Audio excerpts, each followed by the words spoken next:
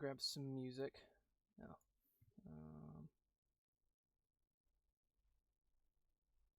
It's too loud. Yeah, no, that seems to be working just fine. I need to close a bunch of things. Close this. The stream will be starting pretty soon. It starts at 5:02. I guess they're gonna do like 5 minutes of like preamble nonsense. It's usually pretty standard fare. I need to close like a bunch of my tabs that I have open. This. Okay, right. So the Wizards Presents starts in just a few minutes. They're going to do a bunch of preamble. They're going to do about 5 minutes of like, flippity graphics and whatever. I'm also going to move this. Oh, here's my fan. Hello. I'm going to move my fan because I was like, I'll be fine without my fan. No, it's warm. Or like it's warmer than it's been, or cooler than it's been. But it's still humid as all balls in here, so now I'm gonna put the old fan underneath the desk because the mic doesn't catch it when it's down here. I also now need to actually turn it on, I realise.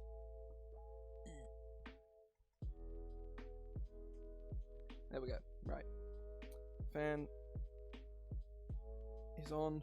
Air circulating. Hotel Trivago. But yeah, the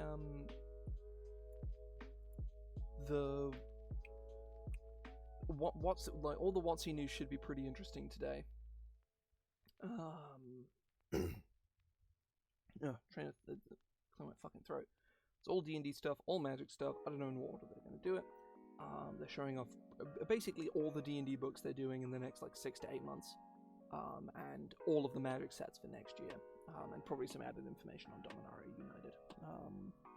I'm not sure how much Magic set they're going to do because they usually do separate things, and they've decided to sort of blend them together. WotC have been really trying to like nail in that like if you like D&D, you like Magic too, which is not a one-to-one like thing.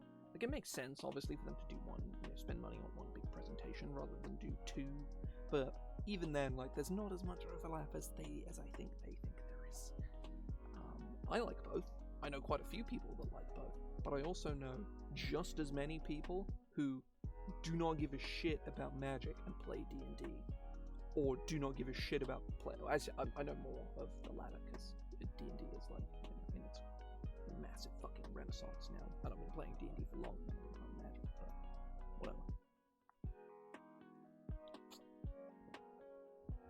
I've been playing D&D since 2015. I've been playing Magic since 2019. Yeah, I started playing Magic right after Ravnica Allegiance came out.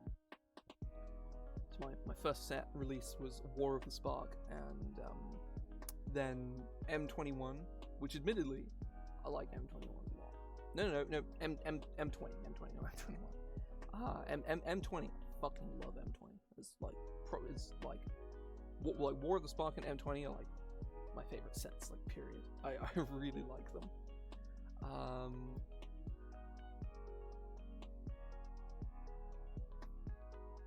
I'll shift over to this because it's probably going to start any second now.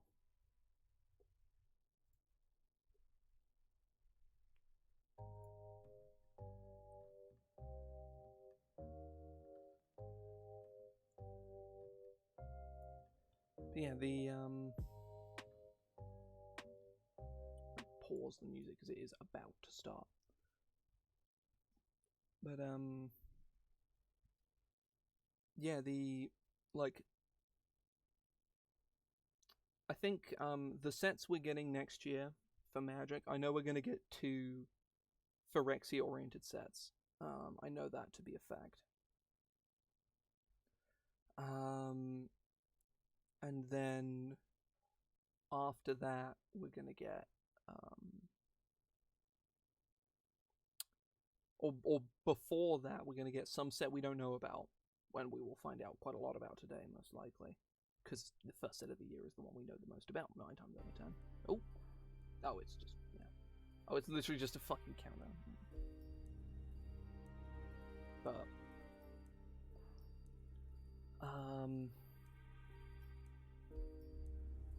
how's the bitrate doing? Yeah, it's all fine.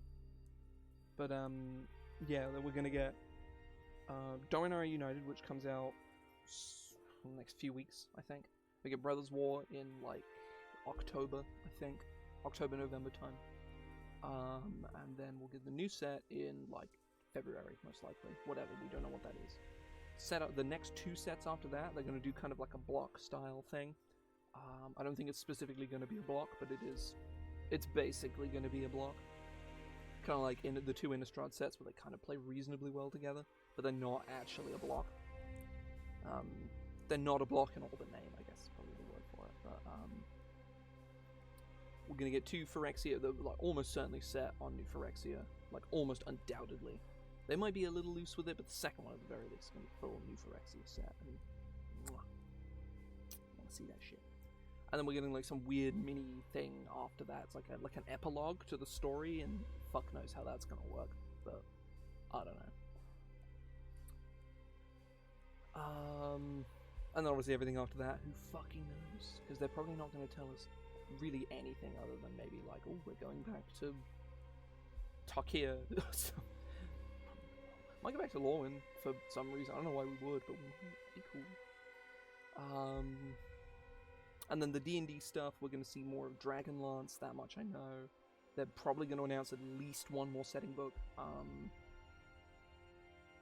They may well show off an adventure. I mean, I don't know. Like, no, they've done the adventure journeys, which, yeah, they're probably going to show off an adventure book and Dragonlance, and then tease maybe a couple other things, because they teased Dragonlance like last year or like really early this year. It was like a long time ago that they teased Dragonlance.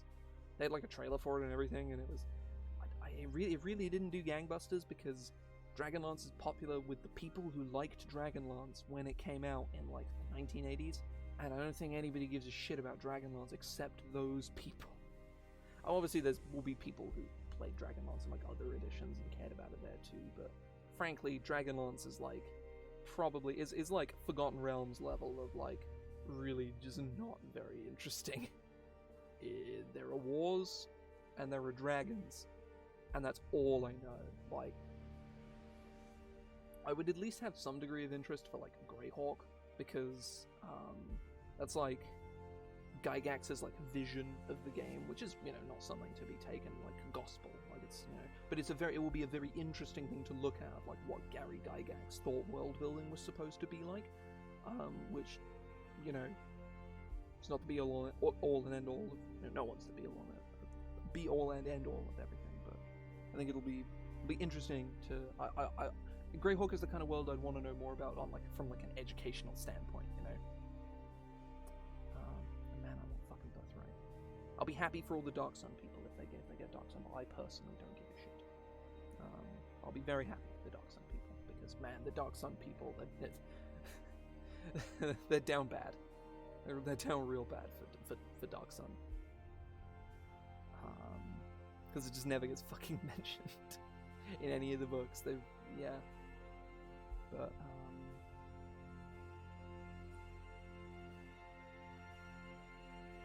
But yeah, so I don't know what else to expect. Like, obviously, like,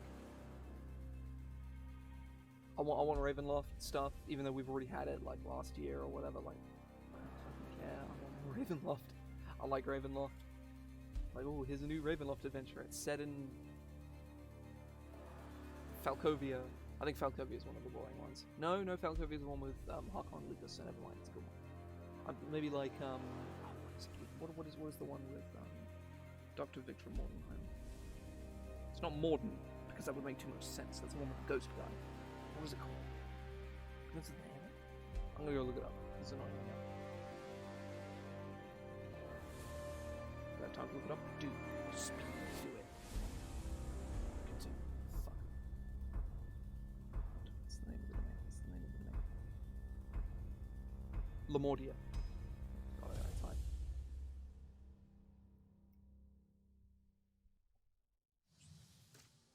So they got something Sydney. I can't remember her first name. They got Jimmy Wong and they got Ginny D. Hello and welcome to Wizards Presents.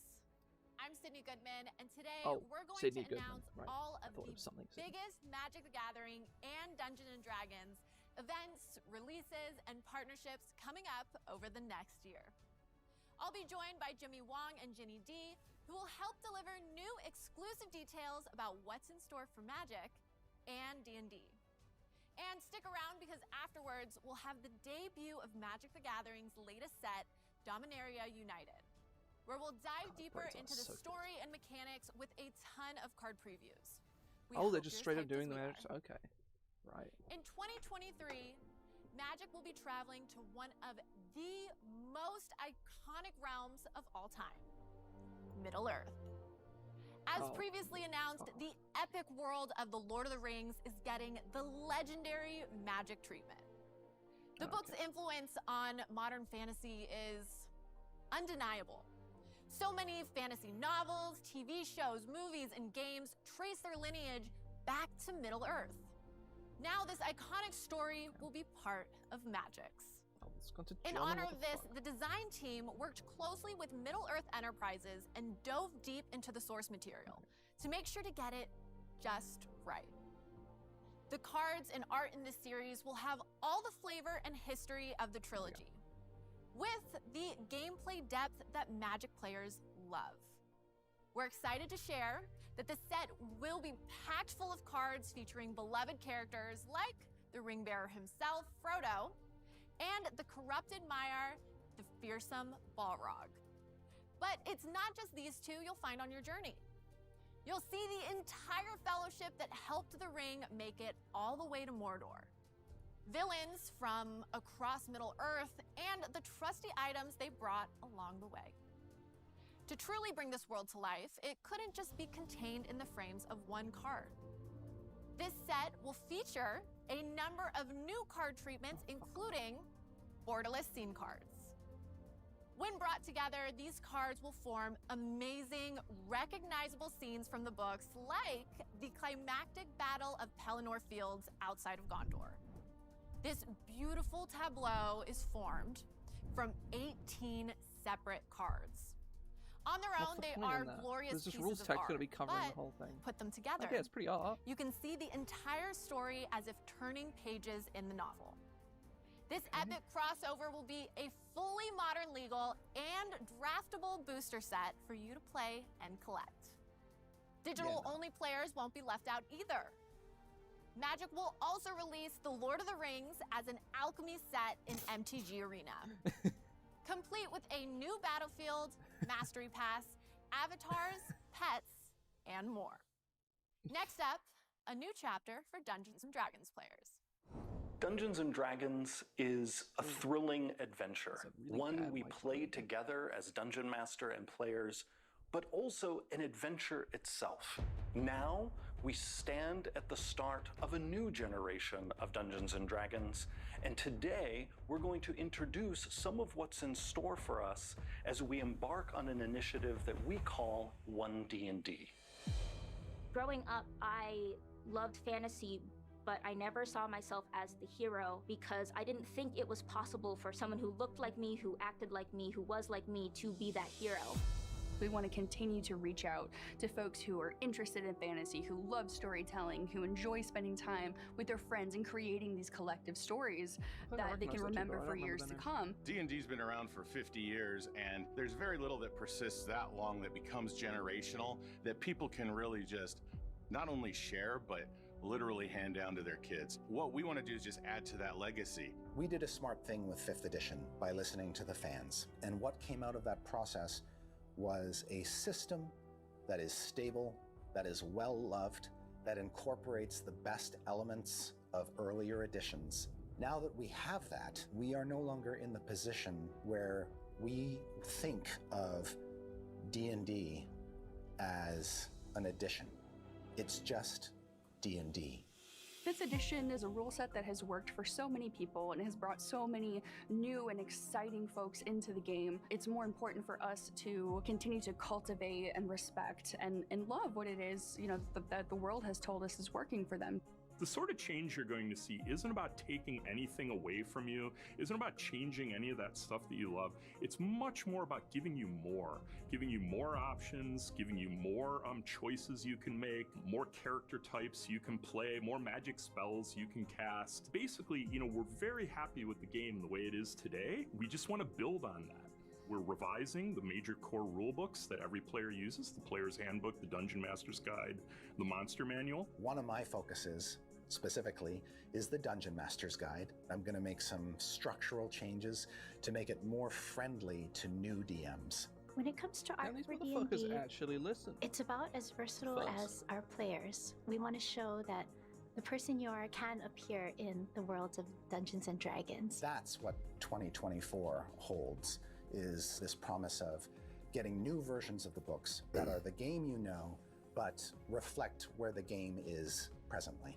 One D&D has 3 pillars, and one is the rule set, which is built on the base of 5th edition, but updated. We're building upon the rules that have been established, the storytelling, and expanding our world and our rule system. When we say building on top of 5th edition, what we mean is that all the adventures and supplements that have been released in the past 10 years will still be playable with the new evolution of D&D. They're doing there's D&D Beyond, which is the base of our digital tools and assists for players in DM.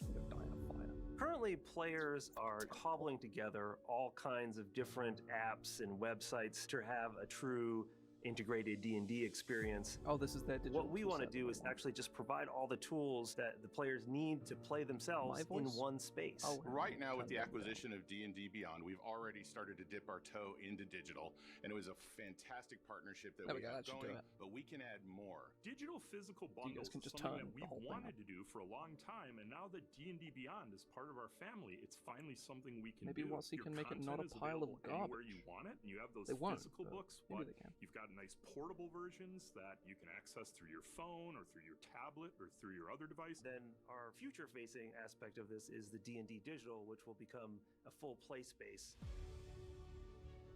for you to have experiences that are more immersive. Right now we're in early development of our digital experience. We can play a game, roll some dice, see the miniatures moving around in a 3D play space, but that's just the core of it. We chose the Unreal Engine for several reasons. Reason number 1, make it look dope. That's the first thing. Number 2 is take care of the lazy. You and I have to have a sick gamer PC to play Dungeons and Dragons. Means being able to access all of the tools that you need in order to get the adventure started. So we used a camera technique called tilt shift. It actually makes things look small. We want to make sure that the experience for you is that you're experiencing a miniature set. The tilt shift camera was really chosen so that people understood that this wasn't a video game, but it is a digital experience. We want to give people more minis, more options for character customization. You can actually change the features, do what you want with it. Like, memes aside, this is actually miniature approach to tell stories, just like you do in physical tabletop. To have your character live. Yeah. I'm transported there, but I'm not limited by the digital technology. We might give you a pre-made campaign from us that has an exciting castle or keep with a dungeon inside of it, exciting NPCs, but then you're going to be able to take this playset, take it apart, and build your own. We're going to have a really robust tool for you to be able to create your own dungeons. This is just the start of 1D&D, and we are relying on all of you to help us out and figure out that future together. What you're going to be able to see starting in August is a steady release of these playtest packages where you'll be able to engage with key aspects of the game, provide us with feedback that then we will digest, process, interpret, analyze, and then act upon. Really, it's you shaping the next generation of Dungeons & Dragons, and we want to hear exactly what you have to say. Playtesting starts today. Go to dndbeyond.com, have to use download D&D Beyond, the playtest packet, and get ready to let us know where you'd like this next leg of the adventure to go. God, fucking D&D. Fuck D&D Beyond. Hate D&D Beyond so much. The future of Dungeons & Dragons is bright. Codename 1D&D releases in 2024, but you can be a part of it today. Go to dndbeyond.com and join the playtest for the next Available at 12 p.m. evolution PTS in of about D&D. 3 hours. The first playtest is available right now.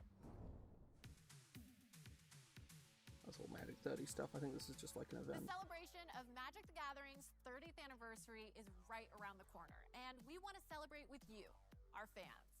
Now, I'd like to bring on actor, director, and Magic Maestro, Jimmy Wong, to tell us a bit more about it. Hey, Sydney. Great to be Jimmy. here. Yeah, thanks for being here. You know, it's been a tough few years with the pandemic, but now we are finally starting to invite everyone back to local game stores and Friday Night Magic. Recently, some friends of mine, including Post Malone, got together for some F&M. Check it out. Trying to flex on... Yo! Jimmy! How many mulligans do we get? 10 trillion? As many as you want. I'm ready. Yeah, and I'll pass.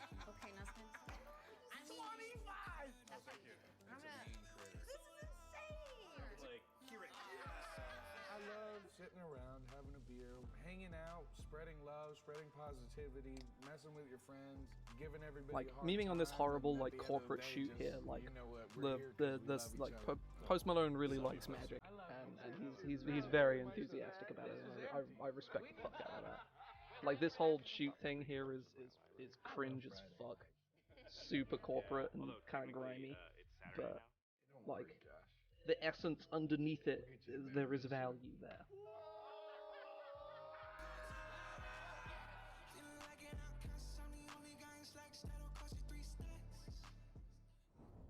We also want to bring back tournaments and celebrations in a big way. This is something we've all truly been missing over the last few years, and we're stoked to finally have the gathering in Magic again. You've already seen Command Fest pop up all around the world, and perhaps you've even been able to attend some. Well, everything culminates in Magic's biggest in-person celebration ever. Damn, me when I have the mana to cast, what does Chromatic Ore even do? Like, it's not like he's like, you know, dropping his fucking like test, you know, his like artist test Lotus or something, you know. Like, Chromatic Ore pay 7 mana. Yeah, no, this isn't even like, it's a cool card, like, and it is good. So they've shown us this. Not only do I not care about this, like they've shown us this in Vegas. Join us in Las Vegas on October 28th to the 30th for community events, celebrations, tournaments, and the most prestigious competitive event of the year, the Magic World Championship. All live on Magic the Gathering Arena and in person. And there's even more things you can do and see at Magic 30. There will be on-demand events for you to play in, including a modern tournament where the top 8 will play a beta draft. Yeah, you heard that right. A beta draft in person. I hope those lucky players brought those fancy white gloves with them. There's going to be panels to attend, your favorite artists, a cosplay contest, parties, and so much more. Oh, and I, along with some of my friends, will also be there. You can go right now to the Magic 30 website to get your tickets, and we'll see you in Vegas. Magic 30 is going to be so much fun, and I really can't wait. And of course, there's even more ways to participate in Magic's anniversary. We told you this is going to get big. So, you can go to your local game store, play Magic with your friends. I didn't actually realize, I didn't see Richard Garfield. I saw Mario and was trying to decipher, like, trying to read all the names fast enough. I didn't get to it. 8 pre-releases, Magic is making 30 promos that span the game's history, one from each year from 1993 to the present. I do like his stance as he's having to rotate. For Dominaria United, your local game store will be receiving additional promos that celebrate the very first 3 years, with Sarah Angel from 1993, Ball Lightning from 1994, and Findhorn Elves from 1995. This is a 30th anniversary event special, so make sure to support your local game stores and pick up those promos. Oh, fuck off. I don't care. Secret Lair for me is literally like, oh, that's nice art. Or, I'm glad they gave this artist I like a bunch of money. And that's it. There's a motorcycle one there, that's kind of cool. But... cool animation. Jimmy, can you break down some of the exciting releases that were hinted at? Absolutely. Well, I think OG Magic fans will be excited for this. As you saw, there's going to be a special secret lair that celebrates the 30 years of Magic. The 30th anniversary countdown kit will be a unique and limited run product from Secret Lair containing 30 cards, one iconic card from each year of Magic's history. Each classic card will have a fresh new look thanks to featured artists and its own individual booster pack wrapper. So rip them all open at once or crack one each day this December to count down to the start of 2023. And it wouldn't be Secret Lair if we didn't mention the August Super Drop coming up next week. Go to the Secret Lair website on August 22nd, that's 4 days from now, where you will be able to get cards from Victor Adame Minga's Artist Series and the showcase Dominaria United. That's only two of the drops, so you definitely want to check out the rest. It's Chromium. Also, we are excited to announce that there will be a Brain Dead Secret Lair collaboration in the near future, so you're going to want to keep an eye out What for the fuck actually is With that? these and all the Secret Lairs we've already talked about, there are going to be plenty of amazing ways to add pieces to your collection. 2023 marks the 35th like an anniversary of The conglomerate, Legend of Drizzt. For all you Drizzt fans out there, 2023 is gonna be your year. There'll be plenty of opportunities to celebrate the companions of the Hall. And today, we're gonna talk about 3. Oh, it's the novel series. Our guide is singer, cosplayer, and D&D dynamo, Ginny D. Hi. Hey, Ginny. What do you have for us? So much, Sydney. First up, every ebook and audiobook from R.A. Salvatore's The Legend of Drizzt series will be released with new 35th anniversary covers, featuring stunning art from today's top fantasy artists. That's right, all 39 covers beautifully reimagined for the ultimate Drizzt collection. Next, fans will be able to get their hands on the Legend of Drizzt visual dictionary. In this compendium, Drizzt takes readers on a spectacular journey through the Forgotten Realms in never-before-seen detail. From the glaciers of Icewind Dale to the teeming cities of the Sword Coast and the sinister shadows of the Underdark. Fans will explore the lore and characters of the Legend of Drizzt series with this immersive, extraordinary guide that features an amazing cover from artist Jason Rainville I don't know, like, Drizzt and the companions. I know the Drizzt books, like, I know someone who's, like, read a few of the Drizzt books, and they're okay, but, like, are they that popular? Especially now? Like, will follow Drizzt's and Caddy Bree's tween daughter Bree, who absconds with Drizzt's iconic sword Twinkle in order to prove that she can be just as heroic as her famous parents. The creator of the acclaimed webtoon series Suitor Armor, Purpa, has written the story with R.A. Salvatore's guidance. The series features art by fan-favorite illustrator Ryan LeCount. We cannot wait to bring new Drizzt adventures to new storytelling platforms and fans in 2023. oh, cool. We've already Universes talked earlier fucking about one of our Universes Beyond cringe. sets hitting shelves next year in The Lord of the Rings. But we have even more to talk about. In Universes Beyond, Magic stretches beyond its established lore to encompass the expansive characters, worlds, and adventures that not just Magic fans, but the world loves. These collaborations are amazing for those whose passions lie between the legendary mechanics of Magic and these beloved fandoms. Universes Beyond is an incredible way for new and old players to jump into Magic. For experienced players, these sets provide a way to dive into other worlds and spice up decks. And newer players can see some of their favorite characters through the eyes of Magic's best artists and then actually interact with those characters. I think honestly, through like, the our favorite only card upside to, like, the past, Universes Beyond, Beyond especially, has like, the gone Lord of to the the Rings upside one, is down getting, with Stranger like, Things, a release that talented contained Magic fan artists to favorites depict such as famous the Mind characters. Flayer And that's, and like, Blood. the only The upside to Magic roster Universes Beyond, as far as expanded I'm with the likes concerned. of Chun-Li and Ryu from Street Fighter. We've seen The Walking Dead, Fortnite, and even the hit series Arcane represented in the Magic frame. And now, more new worlds are coming to Magic the Gathering, Universes Beyond. Let's talk to our friend Jimmy about what worlds Magic Jimmy's is going to be traveling to transported. He Coming walks next into to frame. Magic's Universes Beyond will be Warhammer 40,000. Banish them to a fucking Now, you shadow already realm. know about this release, but there's still a ton to explore in this collaboration between two tabletop titans. Here's D, who will have a behind-the-scenes look at the upcoming Warhammer 40,000 Oh, I thought collection. who's D? Hello, Magic and Warhammer fans. This is D. I'm D, and I'm here to invite you to join That me is for a an nickname. exclusive I behind-the-scenes look don't know who at this how guy two is, of but I my respect the favorite fuck games out of him came that he's together. managed to Latest choose entry the in nickname Magic's D, Universes and people Beyond actually, series. like, It's a real love letter to fans of you both know, franchises, and I can't actually wait to call show him off that. everything He's that earned went it, into you know. doing this crossover Something he's process. done You won't has want to earned miss it, him so be sure to catch the it right streaming to on be YouTube nicknamed September D. 12th for That's all the cool. details. Who is this guy? Warhammer 40,000 has joined with Magic the Gathering, and you will now be able to play Commander within the universe of one of the most famous tabletop games ever created. There will be 4 different decks. There's no way to look this guy up. His showcasing name's just factions D. from the Imperium of Man, the Forces of Chaos, the Undying Necrons, and the Tyranids. Each deck plays true to the army's heroes, strategies, and lore. The Imperium seeks to control the tide of battle and overwhelm their enemies with the full weight of the Emperor's will. Chaos champions the unpredictable energies of the Warp and the Pantheon Yeah, we've seen of ruinous Abaddon. powers. Is his name Abaddon? The deathless Necron dynasties overrun their opponents with an Well, they're like unending idiots. horde of soulless living metal.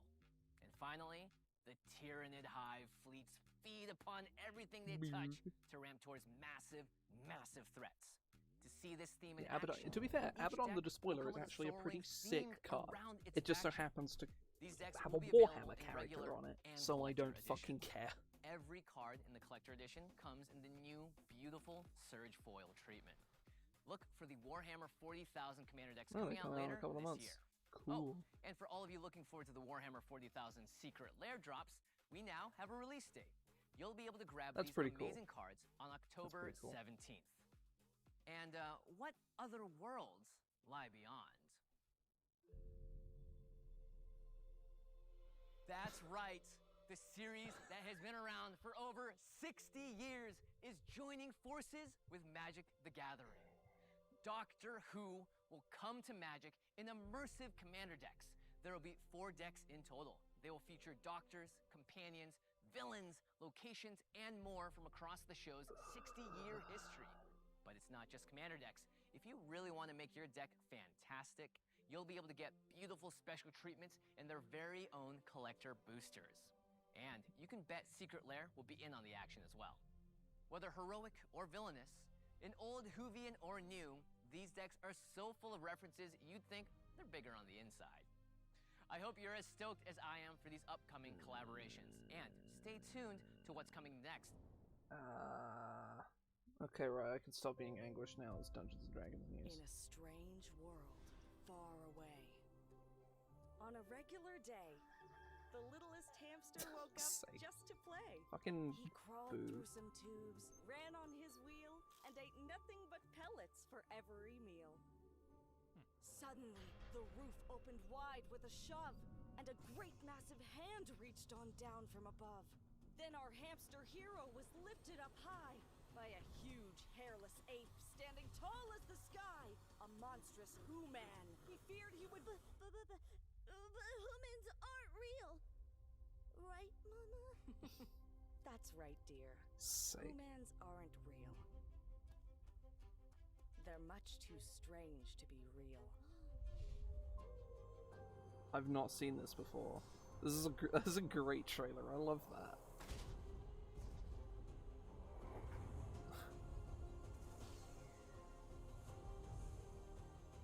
It's so fucking... They're gonna do a whole segment on Spelljammer. It literally came out like today. Much too strange. Beholder, right? That is a fantastic trailer. Honestly, I like that trailer a lot. It's great. It's time to set sail Oh, for they're the gonna do a whole stars. fucking segment. It just Spelljammer came out Adventures in Space today. has just released, and it's a Dungeons and Dragons campaign like no other. It's been Also, almost that 30 asteroid years since is a D&D fans beholder. last got their It's a hands beholder on kin, Spelljammer, anyway. the perfect concoction of There's an fantasy, anti-magic space mouth. opera, and piracy. And this time, Wizards is bringing everything to the table. The 3-book campaign collection includes new races to play, like Actually, all the books are plasmoids tiny. and the They're like himpo-humanoid 60 Myth, pages. and new They're enemies to like, fight, and like the whole space thing is like clowns less than and 200 solar pages. dragons, It's tiny. and a new out-of-this-world adventure that will put the wild in wild space. Pick up Spelljammer today on D&D Beyond, Amazon, or at your local game store. Let's move from the stars to a world at war, Dragonlance.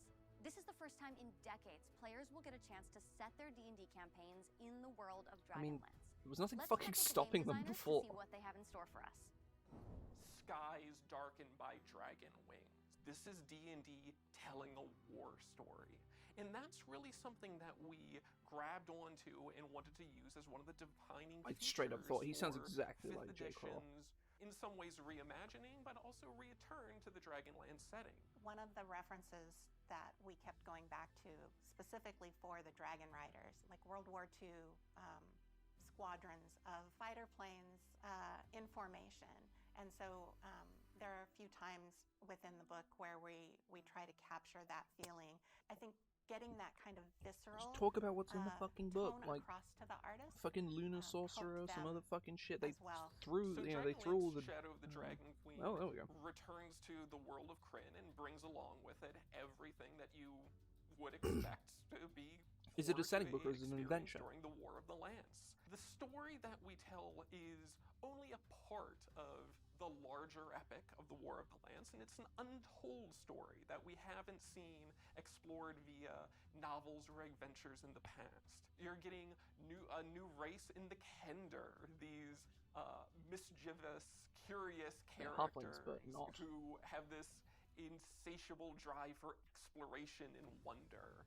You've also got explorations of the Knights of Solamnia, this group of valorous knights that you can be a part of as a new background.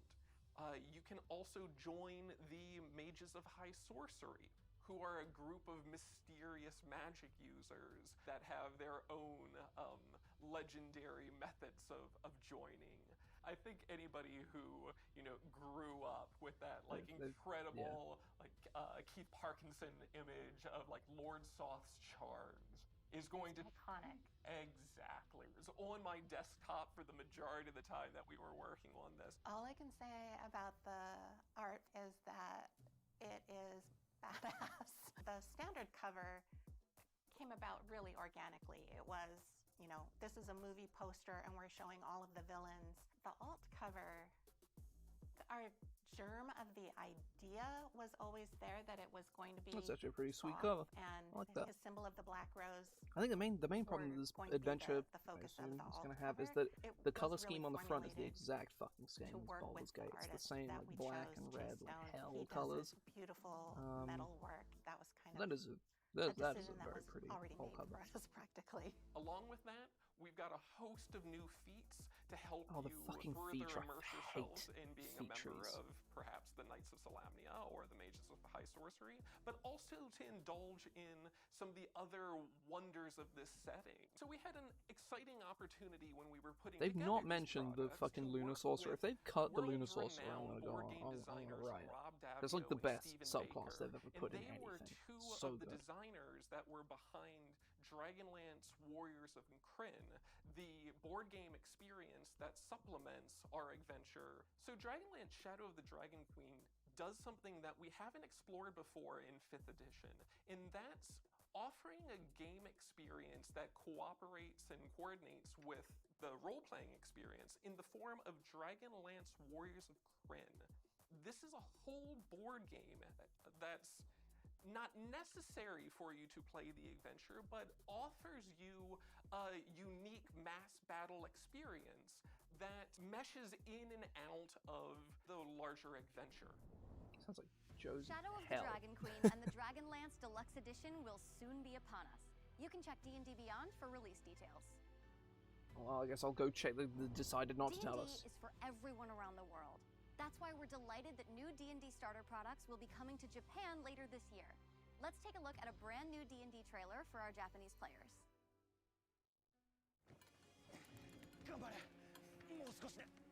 Why are they showing this? 静かに気配がするわ。今にも何か出てきそうな。おいおいおいおい、一体どうなってんだよ。ダンジョンズ&ドラゴンズの世界へようこそ。誰の声だよ。ダンジョンマスター。ダンジョンマスター。燃え盛る炎の中からゾンビが3体出現。これはちょっと予想外ね。戦うか。戦うって相手はゾンビだよ。ダイスを取り出して。 So, 自分が誰か pretty good. 思い出してください。 This trailer is insane. 俺は勇敢なファイター。 Oh my god. My man's got flame tongue. DM doesn't know how to balance shit. 私はレンジャー。私はウィザード。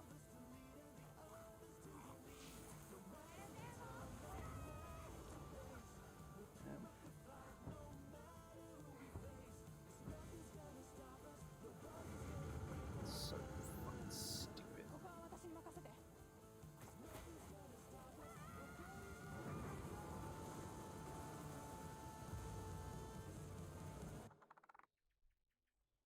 かのクリティカルヒット。これで倒せそう。敵を撃破しました。護衛は成功です。テーブルトーク RPG すっかりキャラになりきっちゃったよ。さて、次の冒険に進もうか。この格好どうしたの？世界で一番遊ばれている TRPG What? Dungeons and Dragons. Yeah. In 2022, Dungeons and Dragons has gone to the Netherdeep, to Radiant Adventures, to Wild Space, and to War. And now, for the first time ever, we're going to peel back the curtain on an entire year ahead of us. Let's give you a taste of all the major releases coming to Dungeons and Dragons in 2023. I can't be asked to look into it. Like They decided they can't be bothered to tell us when the Dragonlance book is coming out. But whatever. We start the year with Keys from the Golden Vault, a D&D anthology with heists at the center of each tale. Okay. Next, Bigby Presents Glory of the Giants provides the definitive tome of giant gameplay. It's like a Fizzbonds, but for oh, that's what the Phandelver campaign is a classic adventure that expands Lost Mines of Phandelver into a full campaign with many surprises in that's store. cool. Later in the year, the Book of Many Things uses the legendary deck of Many Things to explore a host of new options for dungeon masters and players. Yeah, they And put that in finally, one of the... we end the year with a return to Planescape. This campaign collection includes everything you need to explore Sigil and the multiverse beyond. Yeah, they crammed all of that into like... I mean, none of this. Like, the Planescape book, cool, but the rest of this I super don't care has some epic things brewing. It's super uninteresting. We've got some huge news, especially for those fans who have been with us from the very beginning all those years ago. Next, we're taking a look at Dominaria Remaster. This special limited print run set contains cards from 27 previously released sets located either in Dominaria or from ancillary sets featuring Dominaria-themed cards. It really is a culmination of everything Magic has done on this plane in the past 30 years, and it will be fully draftable.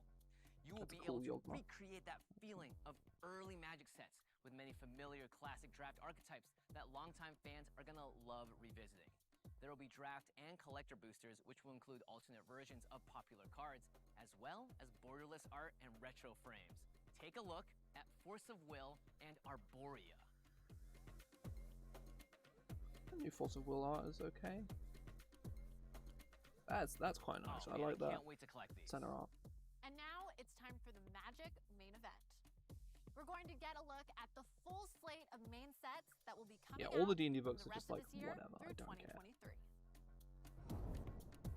To be fair, the heist book could be good. And Planescape at the very end of the year. It's like it's so far away. Who cares? It's over a year away. Jimmy, tell us about these exciting sets. All right, let's start at the very center of the multiverse, Magic's home.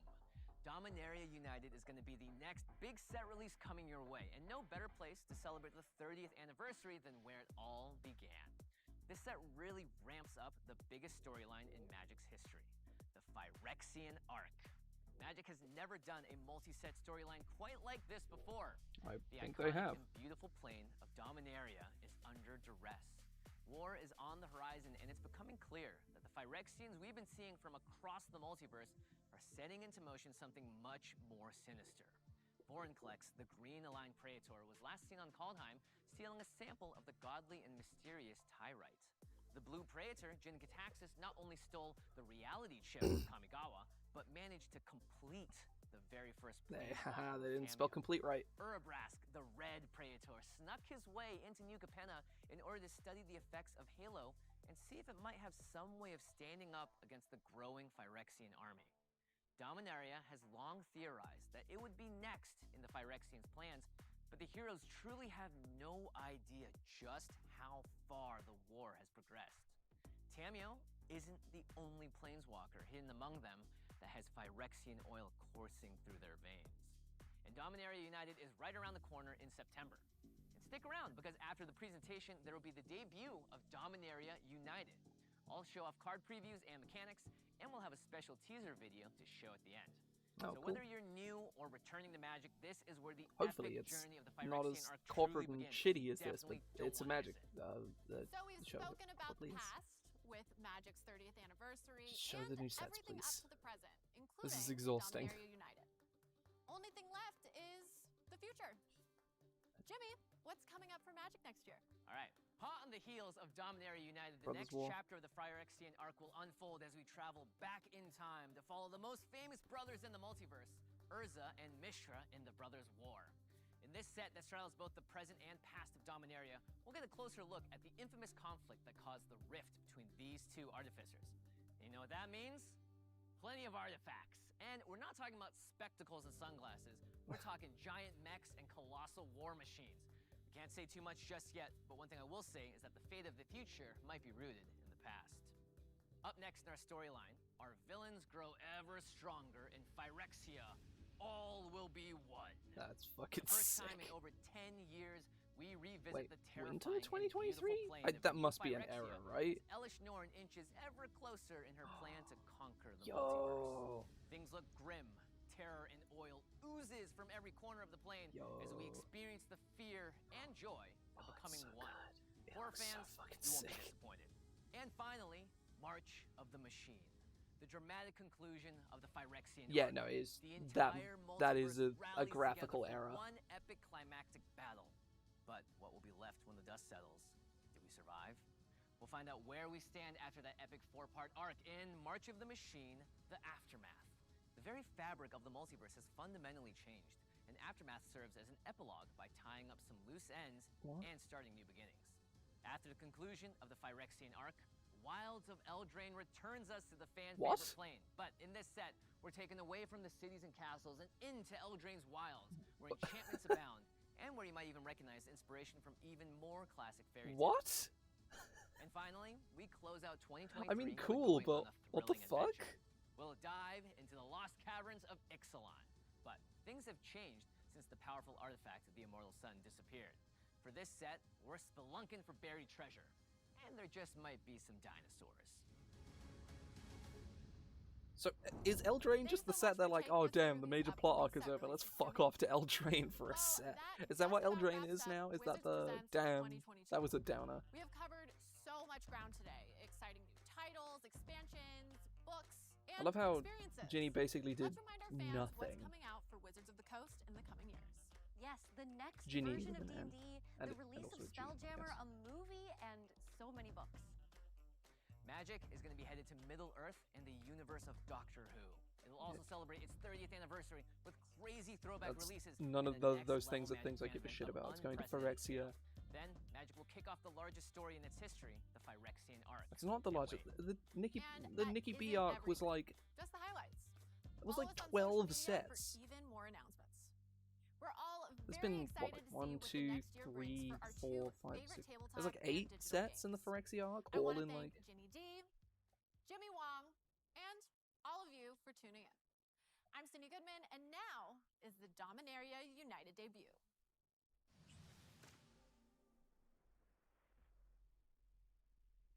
Oh yeah. But even so, like, it seems so Hello, Magic random. fans, and It's welcome. the same set. I'm Jimmy Wong, and it's time to talk about Dominaria United. Today, we're going to be learning more about what went into revisiting Magic's very first plane, checking out the set's mechanics, and of course, getting a first look at a ton of brand new cards. Now, if you dropped in earlier this week for our video covering the history, art, and world building of Dominaria United, you might already know a bit of what to expect. But if you weren't able to make it, here's a quick recap. But be sure to check out the whole thing once we're done here today. As Magic the Gathering's first setting, Dominaria kind of establishes the standard by which all other world building is measured.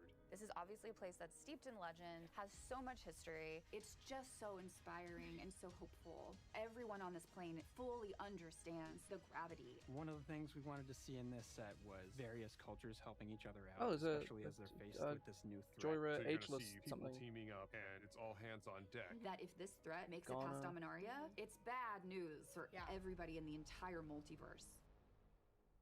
And before we jump into the new stuff, check out this announcement we made earlier about the Lost Legends promotion.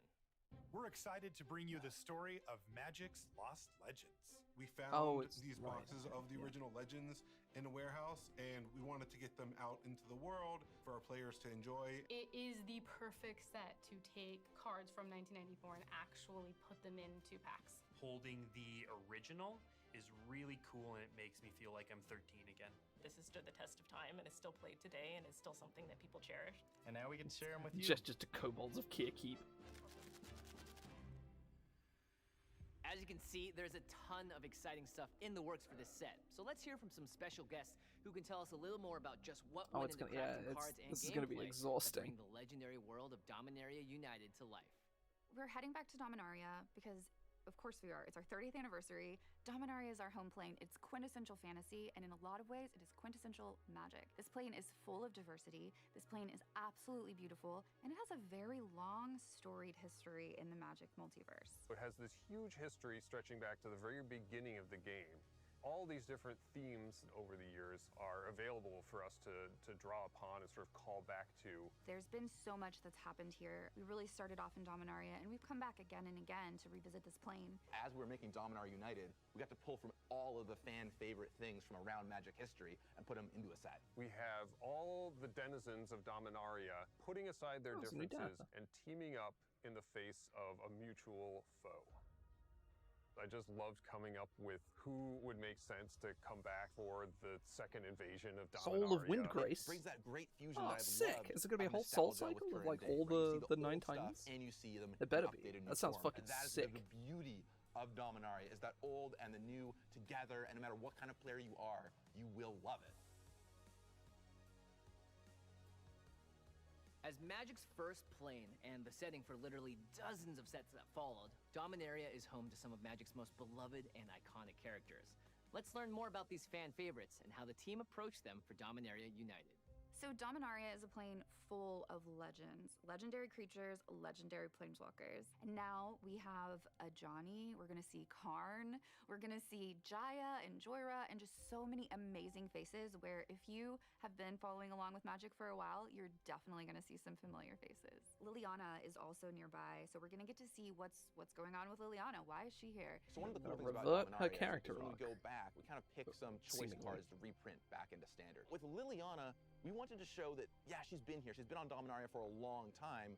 Well, how about we take her Innistrad version, her most iconic version of the character, and show, oh yeah, she's here on Dominaria too, in her most iconic form. Right, definitely the most powerful Liliana card we've ever made. By a long shot. And that I ultimate is don't just think backbreaking, that's right? true They at all. ultimate it, and they separate the permanents into two piles. Like, yeah. And then disaster strikes. Like, yeah, from there. Liliana Do not Veil is a sleep on good this card. I magic don't know how card, you but I feel could. like It's so Dreadhorde powerful. General is So if you've been following blatantly Magic better. for a long time, right? you're very familiar with the Raven Man, and we're bringing back the Raven Man for this set.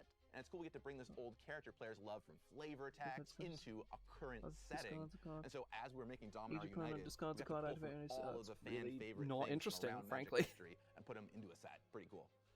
So Squee is a goblin. He was the cabin boy on board the skyship Weatherlight, and he was super annoying. He was this character who was always getting into trouble, but somehow he never got killed. I even though guess, he was constantly in horrible danger. The story writers wrote that into the story, that he had been transformed by Phyrexian science into an immortal that just kept healing whenever he died. So one thing we see on Squeeze card that's really cool is he's holding his toy, right? He's got this thing called Squeeze toy. He picked it up a long time ago when he was traveling the planes. And just like how he brought it all the way with him and has it now in Dominaria, every character we visit has a bit of themselves that they've brought to Dominaria with them. You know, we look at Jorah, a character who helped command the Weatherlight. She's still here. She's still kicking. She's one of the greatest genius artificers of Dominarian history. And we really see that reflected in the card mechanic here, where she's sort of building up more and more knowledge and then building more and more powerful artifacts as the game goes on. Zur, Eternal Schemer. Reading through the old novels, it was clear that, like, somewhere in the background of He all looks the like such an action, idiot. Zur was trying It's to become Jesper Oh, I immortal. love. Everyone kind of thought that was crazy. But look at how many people have become immortal in Dominaria. It just happens sometimes. We're not even going to explain how Zur became immortal. We just know it happened. To see the through line from the old Zur card to this one, right? The original search to your deck for enchantments, put them into play. This new one also deals with enchantments. But it has a little twist, right? It animates your enchantments, which is technology that existed at the time but wasn't used super heavily. And we've seen more and more and more as time has gone on. So it's cool that we get to I do kind of like take that this card. It's old very card, stupid. make a new version of it, and use a bit Oh, of it's an cool Esper card design that I don't technology have to bring like to life. zero interest So in. for Dominaria United, one of my responsibilities on play design was play testing for standard and limited. The end goal is just make a really fun standard environment. So one of the cards we play tested was Solkanar, and I remember back, when I was younger, this card was a reprint in the Time Spiral bonus sheet, and I remember playing this card like quite a bit in Limited specifically. Like I think I top 8'd a PTQ or something with this card. So one inspiration for this Solkanar was the card Demonic Pact, which is an enchantment that has 3 really cool abilities. You do one every turn, and then at the end of the 3 abilities, you lose the game. So this is a take on Demonic Pact. It has 3 like really cool, powerful abilities, and then when you're done using these 3 abilities, you have to give the card away to your opponent. One of the problems we faced with Solkanar was that the game was ending before we gave it to the opponent. We had to like really be careful with the abilities we chose, because if you make them too powerful, then the game's going to end before the opponent gets the Solkanar. And if you make them too weak, then maybe nobody's going to play the cards.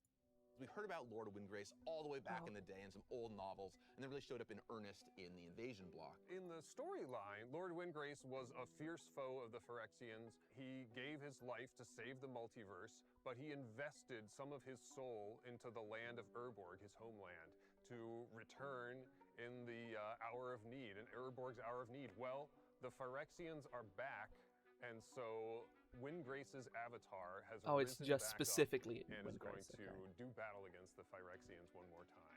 And I think it's really cool that this card too keys off of lands, right? Just like the Commander card did, right? So we created this identity for this old character.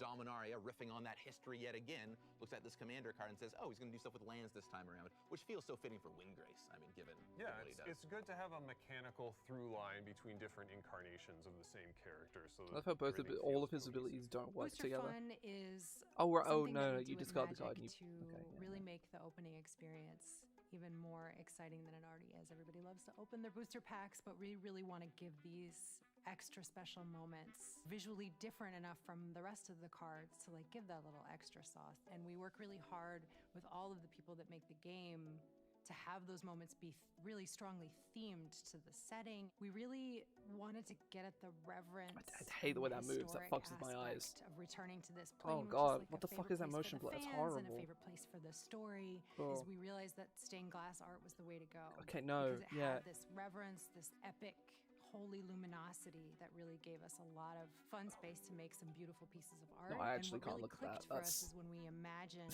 what is the That's chapel fucking with my where eyes this so piece of stained bad. glass would live. We used this treatment to highlight some of the That was a new legendary, ref. really important Customers creatures for like Wrath Caption.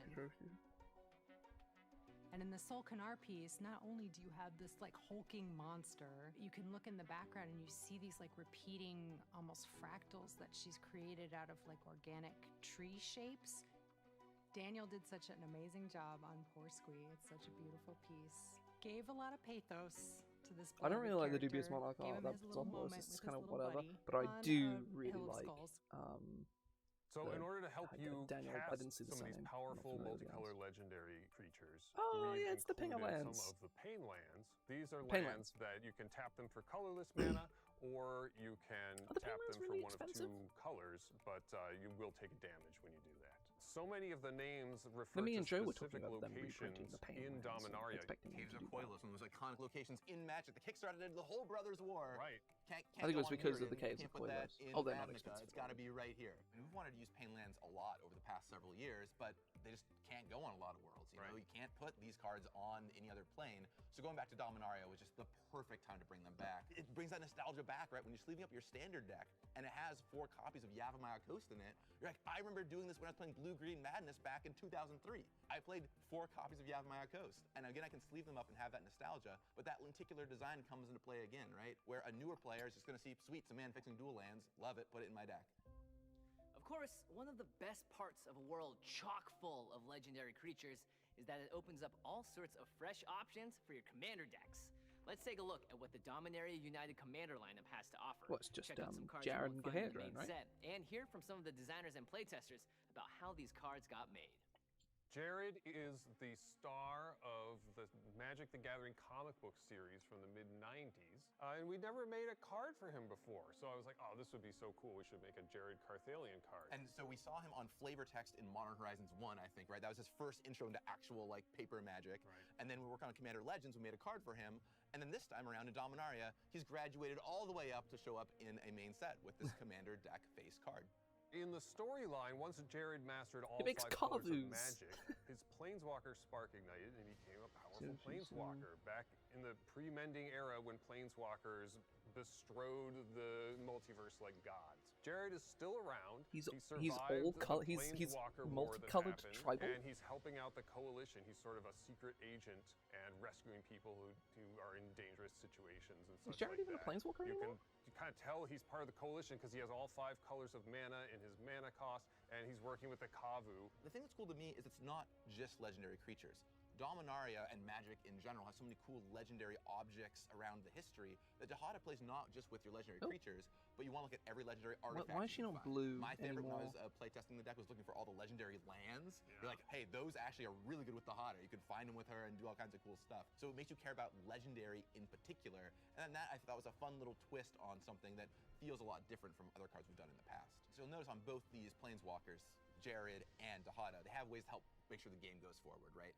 Either they're building up to this huge ultimate, which will probably win you the game, or they're putting counters on creatures, helping your stuff attack, stuff that just makes the game move forward. One of the things I always like to imagine is when the next set comes out, which cards are people going to get excited to add to their deck? Like when the next 5 color cards printed. Gahedron could feasibly, if I have a Sisay like Planeswalker tribal deck, printed, could does this go feasibly in my go into Dahada deck? I just love creating these themes that can help players to get excited about what we're going to release in the future.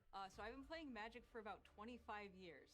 And I remember when I first started seeing all these just legends with no abilities, vanilla legends, and never really understood why they were so cool, but everyone was like, oh yeah, this Jasmine Boreal is awesome. So flash forward to Dominaria United, and we're doing these new box toppers of all these old legends reinterpreted, and they were going to be, one in every box, a pretty unique thing for booster boxes. We haven't really done something like this before. So we have that's super Fang scummy, Echo actually. Warrior. It's Yeah. 2 red-green for a legendary That's creature. super warrior, fucking and it's a scummy because they're 3/4. going to be It was important that Stang ridiculously Twin scarce. Made a copy of himself, made a new Stang Because there's that was reminiscent of the old there's Stang. like But we 8 had of to them, find a right? Like new there's thing there's for it to do that was just kind well of they're unique and gave they're the doing deck like building 8 look. new So ones. one of the things that sounded cool was auras and equipment because 1, it's pretty fun to build around, and 2, in red-green you don't often get the auras and equipment build around, so it gave something unique for a new color combination to do in Commander. Box Here is toppers, fuck Savitri, that. Dragon Master, 2 UB for a Planeswalker, Savitri. Savitri is a super unique card because it's telling you to build a Dragon tribal deck in a color combination that's not very typical for a Dragon tribal deck, blue-black, There are not even really that many blue-black Dragon cards in Magic, So if you are building this deck, you are, really doing something special here. The card is pretty cool. It does have the qualities of a commander. It's like a super special character. So in the end, we thought, What are hey, with all, it like, will the be notches cool. and, like, the little also, arrows? Magic's Like, what's gonna the deal be with around that? for a very long time. We will print more blue and black dragons.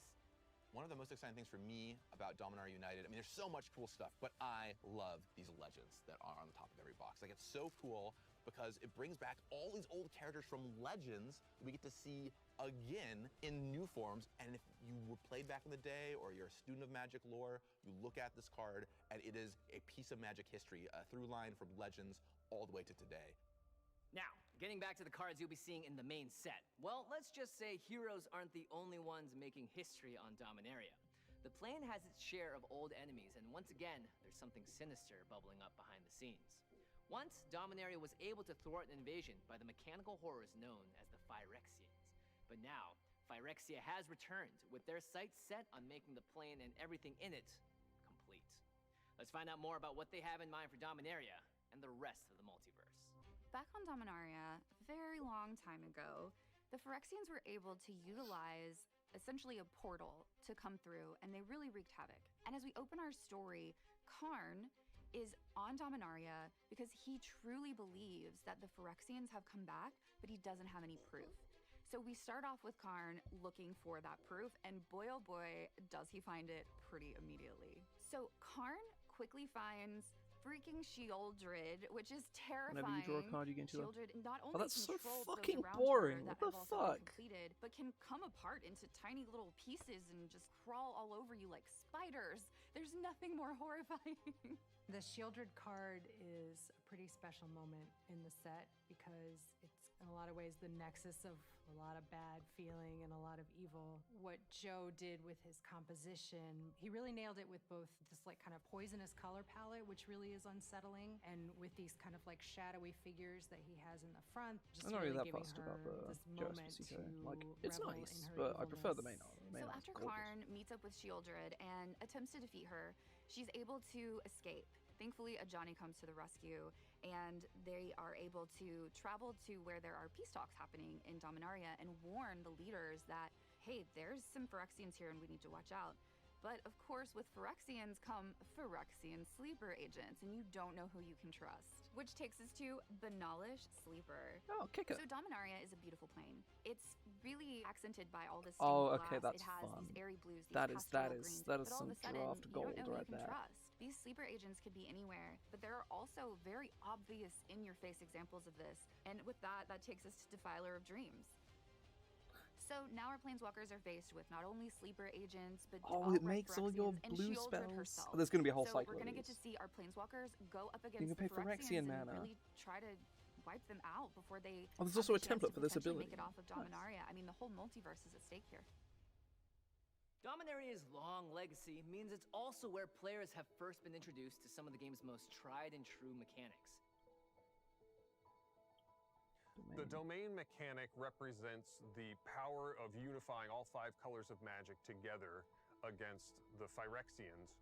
Dominaria's diversity and the broad base of its coalition was the key to victory against the Phyrexians in the first invasion. It really helps make this a return to an invasion, to bring back an invasion mechanic. And now it's back in its rightful home in Dominaria with the ability word domain, throwing back to what we played in Basic Invasion. Ability words are an example of a design technology innovation that hadn't been invented yet when the original invasion block was made. Okay, yeah, we've seen that. Kicker. It might be the best mechanic ever. It's so simple. Everybody can understand that I get something, I pay this much, or I can pay more and I get this much better. Now, the effect that that has on a game of Magic is huge because Kicker gives you the ability to play both early and late, mid-game and late. And that, to me, increases the quality of the games that you play, which goes beyond just how good the card is individually. The other thing you'll hear shorthand a lot is, hey, there's a new mechanic. That's a variant of Kicker, right? It looks like Kicker because Kicker is the fundamental core of pay a little or pay a lot and have the effect scale. And any set with Kicker, I'm in. Archangel of Wrath, 2 white for a 3/4 creature angel at rare with flying and lifelink, but it also has Kicker for black and or red. So you could pay 6 mana, do 2 damage spread out as you choose, and have a 3/4 flying lifelink left over? I mean, is this card for real? This card seems totally insane. So, I mean, just the baseline, right? Of a 4 mana 3/4 flying lifelinker. I'm already in. But of course, now you also have that flexibility of you can play this in your white-black deck or your white-red deck. It was kicked I mean, you can twice. just play this in your white deck, right? Now, Okay. keep in mind, this also has lifelink, and this is the creature doing the damage. So what that means is when you deal 2 damage to something, you're also gaining the 2 life. That's insane. Yeah. It's a giant life-linking flyer that can potentially kill 2 things and gain you 4 life. Wow. Read ahead. Read Ahead is a new ability found on Saga cards. Rather than always entering with a single lore counter starting on Chapter 1, Sagas with Read Ahead can start on any chapter you like. You can have the Phasing of Zalfir enter with 1, 2, or 3 lore counters on it. Okay. The corresponding chapter ability will trigger, and earlier ones won't. And after the story is done and the last chapter ability is finished, you sacrifice the saga just like before. That's cool. All right. So we're getting sagas back in this set. Now, there's going to be a little bit of a twist for this one, but what has your experience been with sagas so far? Yeah, sagas are near the top of the list of my favorite card type. As a primarily limited player, they play out beautifully. They play out kind of like how a planeswalker would, but they have an endpoint on them, so you can kind of plan around it. But also, they tell a story, right? And to me, they're one of the most expressive type of Magic cards where they hit that core thing where you get it. You know, you see it and you go, That's neat. I understand what story's being told, even if it's just a little mini story throughout the chapters of a saga. Okay, now I get why skipping ahead might sometimes be a good thing to do. Right, because this just gives you that flexibility, right? Yeah, that's huge. And that's got to be huge. And with this, I mean, It's a there's silly mechanic, so many man, but I different like it. applications here. This is a weird card because I could see playing this and winning the game by the time the second chapter goes. Like, oh, I'll take chapter 1, phase your thing out, hit you, phase your other thing out, kill you. Right. Even though chapter 3 is going to blow up the world. Right. I mean, you can use this as a way to sweep the board, but again, if you feel like yeah, you this have is the enough blue of a board destroy all presence, creatures. you can use this to save your best creatures, right? You can play Also, this, why is it non-land phase penalty? Why out can't your you two phase out best your creatures, lands? That's the then whole you point. sweep the Zalfir is a board, land. Your 2 best creatures come back, and they just have a bunch of tutus. Feels like the type of card that situationally is going to be amazing. Enlist. Oh, is this the banding? Enlist is an attack-oriented triggered ability. Whenever a creature with Enlist attacks, you may tap another creature you control to add its power to the attacking creature until end of turn. But there are some rules. The creature you enlist can't also be attacking, and it can't have summoning sickness, meaning it can't have just come under your control. Oh yeah, this is straight up. This is banding. Enlist will help even the smallest creatures contribute on offense. This fight needs everyone, so stand united. Guardian of New Benalia. So this is 1 and a white for a 2/2 rare human soldier with Enlist. This looks like a pain. I do not want to play against this They've card. they've re-keyworded summoning And you know, sickness. this is another take on kind of the very hard to deal with sticky white creature that's going to see a lot of play in these constructed formats, right? So, you know, you can just ensure that you get those perfect curve strikes. Yeah. You can go 1-drop, Guardian, attack, Enlist. Oh, you want to block? Indestructible. And I get to set up my future draws. This card seems incredible. This is really impressive, and I'm scared of it. And, you know, there has been a push for white to be able to not draw extra cards necessarily, but augment its draw step. Right. This keeps you, Scry 2 is very powerful, keeps you just drawing what you need to keep that pressure on, and you can't get rid of the thing. Really excited to see how this pans out because this is going to be a staple, I'm pretty sure. Yeah, I mean, I don't really know what the idea was behind showing Paul and I this card because this is the type of thing we have nightmares about, but sure, it plays. It's going to be something I'm going to be losing to a lot. So we've seen a lot of these new mechanics. Marshall, what do you think about the mechanics that you've seen today and how it compares to Dominaria? Well, first thing that stands out, of course, are Who the core mechanics. who is that this we've guy? seen. I don't. We talked about because he's Kicker, obviously not a talked about WotC that, employee love because it, he's been super seeing all excited these for cards it. for. Who is Sagas, this we guy? don't always Is he a pro? And Is he a anytime caster? we Like do, I who- automatically up who my is this bar man? for my expectations, so I've done that. And when I see different colored mana symbols come up on these type of really powerful cards like we saw with that angel, I'm in. Right now I'm thinking I can make the mana work too, and that's kind of the last ingredient for me. So expectations are about as high as I can get. Yeah, so who here brought the packs so we can... Yeah, can we I crack was some packs told maybe? Maybe booster draft? No? As you can see, there's a lot to look forward to with Magic returning to where it all began. You can pre-order Dominaria United online or at your local game store. And of course, you'll be able to find it at pre-releases starting September 2nd and available everywhere starting It's September actually quite 9th. That just about wraps things up for us. But before you go, apparently there's a few last things players need to know about this latest Phyrexian threat.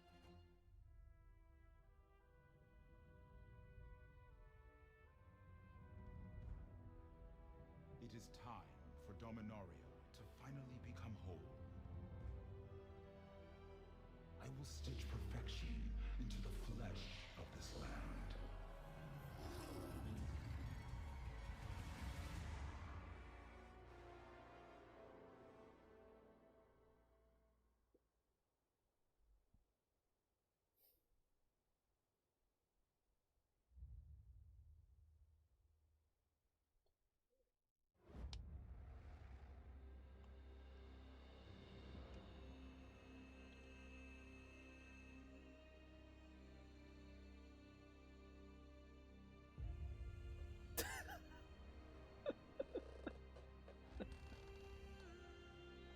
It's fucking face. God damn it. Oh my god. Okay.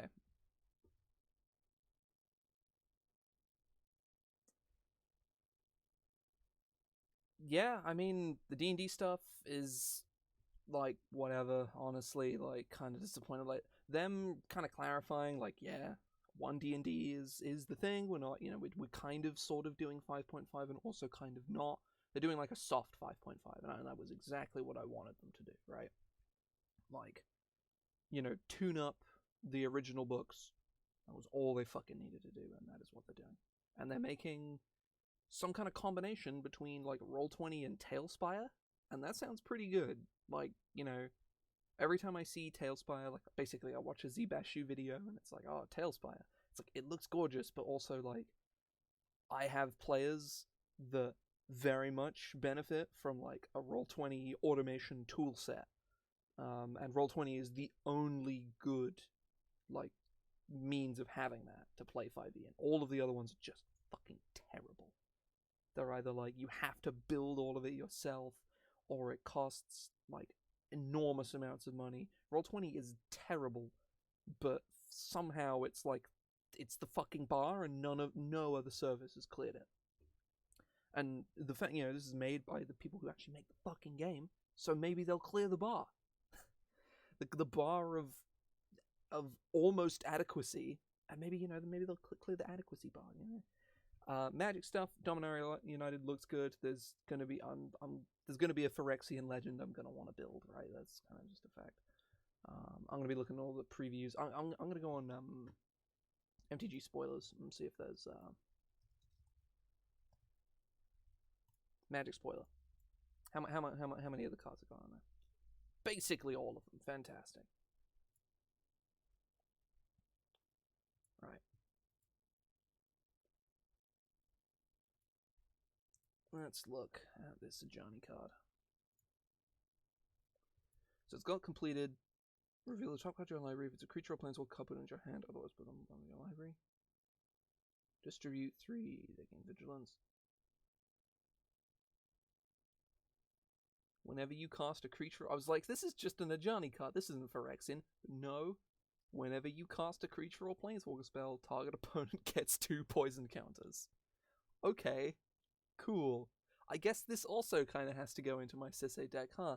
Because that all is not hard to get to, and it also means it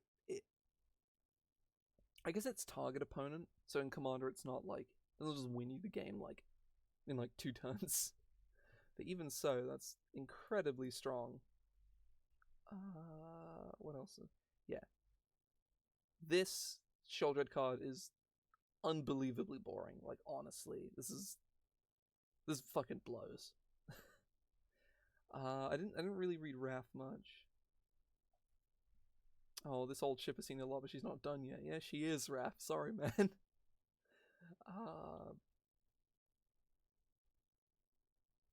Yeah, this card is honestly super whatever. I think this is kind of boring.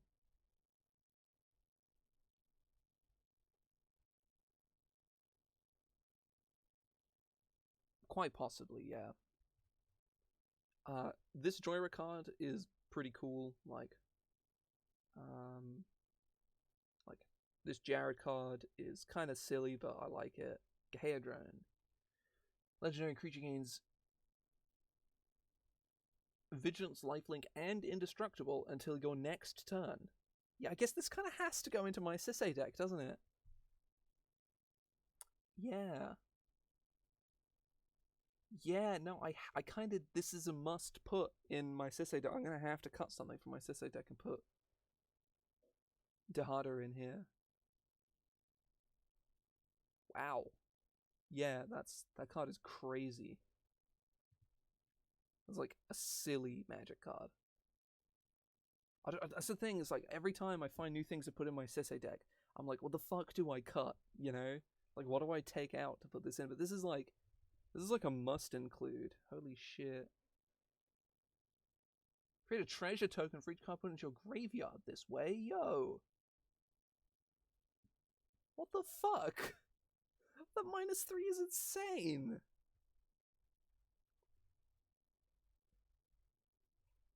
Yeah, I guess I kind of have to put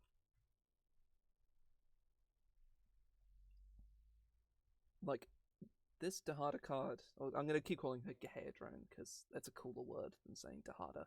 But Gaia Drone 100% is going in, and the Sajani is probably going in as well. I'm really not fussed about, like, any of this, though. Like, it's just kind of a Johnny. I don't know, maybe they'll robo him up and... poor Jaya. This obviously fake Sheoldred card. The Raven Man blows. This new Zur is cool. Target non-aura enchantment you control becomes a creature. Base power of its mana value. Yeah, it's a fun card. Oh yeah, there's these. There's Ramirez de Pietro. Battlefield, you lose 2 life and create 2 treasure tokens. That's cool.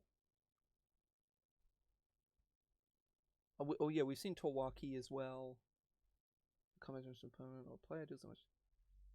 Oh yeah, this is straight up like you play Torwaki and you put Obosh the Prey Piercer as your companion and you just win. Jasmine Boreal at the 7. Oh yeah, she's vanilla creature tribal. That's fun. Yeah, I think I'm gonna be keeping an eye out on all of the Phyrexian creatures, especially like I think it's Eren is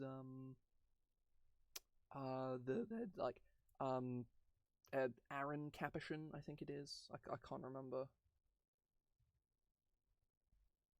Aaron Ruin of Benalia. Yeah, it's Aaron Capuchin. Yeah, he doesn't have a card yet. I'm gonna be keeping a fucking eye on that card because it's a Phyrexian, and I want Phyrexians. You know, like I want to make a commander deck. My commander is a Phyrexian because I fucking love Phyrexia so much. I love Phyrexia. It's my favorite thing about Magic, 100%. But yeah, so I will probably head off here because I do have shit to do tonight, and honestly, I'm fucking tired. Like I want to just chill. I have like a new game starting tomorrow night, and I have some prep I still need to do over the next couple of days, so that's gonna be fun. Yeah, I'm gonna head off here. Hope folks have enjoyed themselves. I will be back on Monday to work more on Golem. Yeah, so I'm gonna head off here. Hope folks have enjoyed themselves. See ya.